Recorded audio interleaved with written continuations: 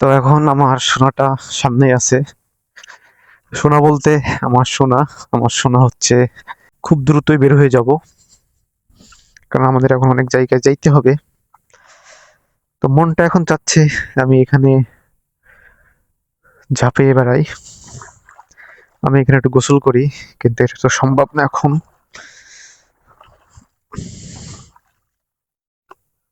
তো এখন আমার সোনাটা সামনেই আছে।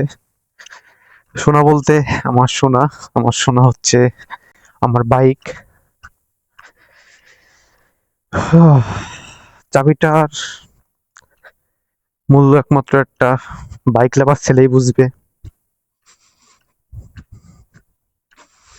তো এখানে ভাই কোনো জায়গায় একটু ছায়া নাই, সেজন্য বাধ্য হয়ে এই ছায়াটুকুর ভেতরে আমার সোনাটা রাখতে আমি বাধ্য হয়েছি। সোনার তো জ্বর আসছে অনেক।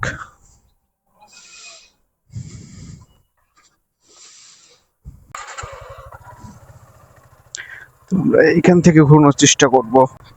মন থেকে যেতে চাই, কিন্তু মন চাইলেই তো থাকা যায় না। তোমারই নিকট আমি আবারও আসবো ফিরে, তুমি থেকো আমার জন্য চিরতরে। শেষবারের মতো আবারও বিদায়।